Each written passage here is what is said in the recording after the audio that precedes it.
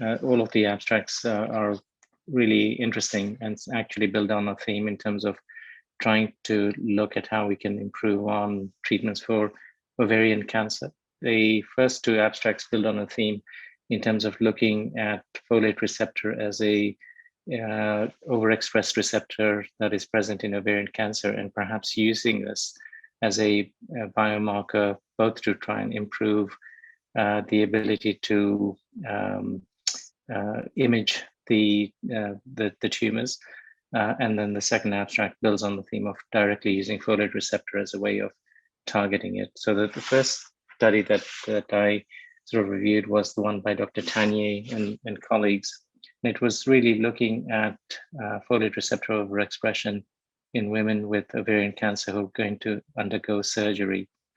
Folate receptor is a receptor that's present in many different malignancies, but particularly overexpressed in ovarian cancer, and in as many as about 90% of women, there may be significant overexpression, particularly compared to non-malignant ovarian tissues.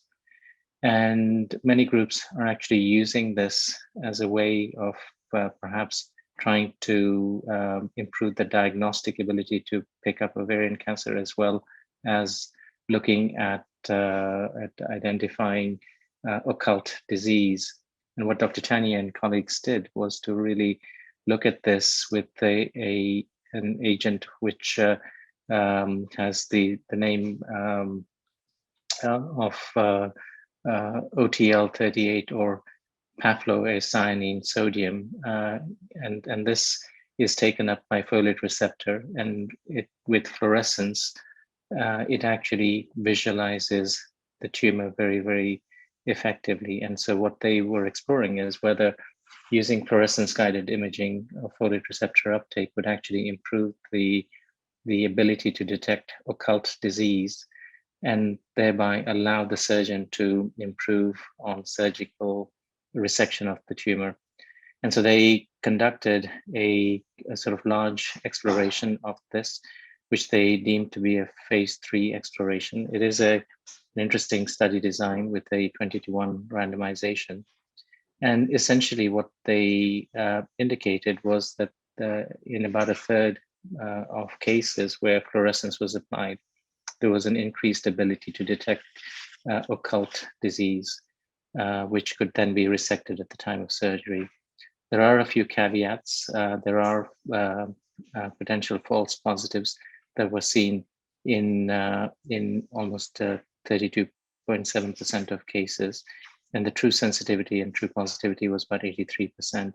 So I think that this does require some further investigation in terms of how does this approach perhaps lead to an increased surgical resection at the time of debulking surgery, whether that's primary or interval.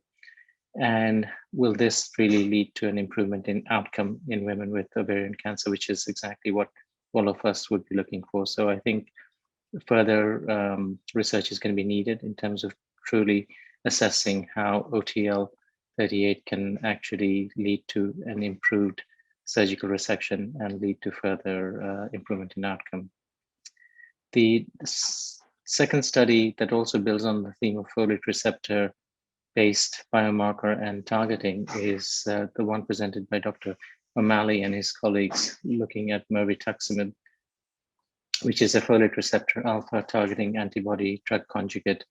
And this has been in clinical trials in many different phase 1, phase 2, phase 3 settings over the past decade. And what Dr. O'Malley was presenting was further exploration of this agent in conjunction with bevacizumab in women with recurrent ovarian cancer, but who were perhaps platinum agnostic. So some of the women were ones had platinum sensitive disease recurrence, and others had platinum resistant disease recurrence. And they looked at essentially a well-conducted large cohort in a phase 2 context, looking at what the overall level of activity of mirvetuximab is in conjunction with bevacizumab. And what they saw was that there is significant and striking activity of this combination. They also saw that the combination is really enhanced compared to mirvetuximab alone, which they have and other colleagues have looked at previously, and that the activity is greater in patients who have higher folate receptor alpha expression compared to medium expression. And perhaps there's a little bit more activity in patients who are platinum sensitive compared to patients who are platinum resistant, although the numbers there start becoming a little bit small. The true question in terms of going forward is what is the appropriate context for this? What I was particularly intrigued by is that many of the women who were on this trial had previously received Taxol and taxanes for recurrent disease, and some of them had also received bevacizumab and in conjunction with bevacizumab and weekly paclitaxel, and there was still activity seen in some of these patients. So I think it would be really interesting to see what the true context of response is, and how does this compare with weekly paclitaxel and bevacizumab alone. And I think it is going to be important to look at the longer term tolerability of this combination compared to weekly paclitaxel, particularly avoiding some of the toxicities that are often associated with weekly paclitaxel over time. And what is the true differential in terms of activity compared to weekly paclitaxel and bevacizumab? And it's also going to be interesting to see, can we start developing better predictive cohorts that will be treated perhaps with antibody drug conjugate targeting. It is important to remember that there may be a potential prognostic association when we start segregating patients who are folate receptor alpha high or medium, and that is why we do need to have an appropriate control context with weekly paclitaxel, because we have to make sure that we compare like with like in this setting. And then the third study that I reviewed was the one by Dr. Westin and colleagues, the EFFORT study, which is building on looking at adavosertinib in women with recurrent ovarian cancer. And in this setting, there was a randomized two-arm non-comparative study of adavosertinib alone versus adavosertinib plus laprib in women with recurrent ovarian cancer who had previously been exposed to PARP inhibitors. And I think that the sort of really interesting theme here is, what do we do when patients have previously received PARP inhibitors, and how do we look at treatment following PARP? There are a number of sort of important guidance areas that we're going to need to sort of really develop in terms of, does PARP exposure mean the same as PARP resistance? And I don't think it does. So I think we do need to sort of really develop the algorithm a little bit further in terms of which patients have PARP exposure and PARP resistance versus which patients have PARP exposure but not PARP resistance. And this may really intersect with genomic and molecular assessment of resistance mechanisms to link to post-PARP treatment. This is sort of further building out the platinum sensitive, platinum resistant type of algorithm for PARP inhibitors.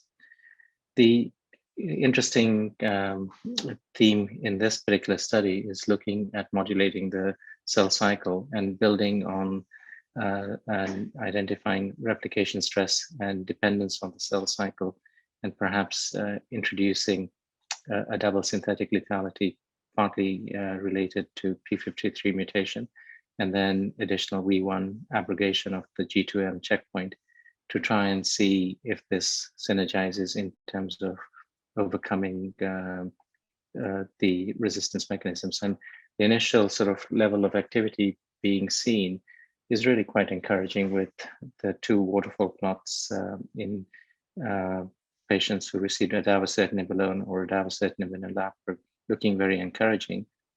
And what was also particularly interesting is that the level of activity seen in women who were BRCA wild type was actually quite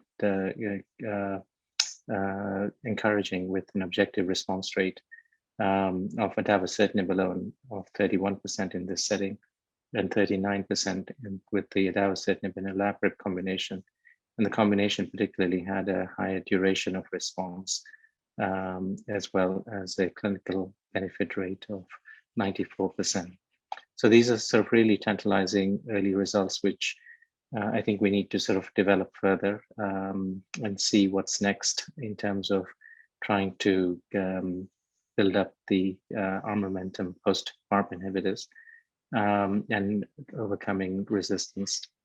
I think that we are going to need a sort of new language in terms of looking at patients following PARP inhibitors, particularly looking at different types of therapeutic strategies, whether it's rational resensitization, picking different targets which are non-overlapping, or just being able to identify patients who still have continued PARP sensitivity and re-challenging those to PARP inhibitors again in the future if it's appropriate. So those were the three abstracts. I think all of the presenters did a very good job in terms of presenting the data that they had generated, and I congratulate them all for participating in ASCO in the oral gynae sessions. So thank you.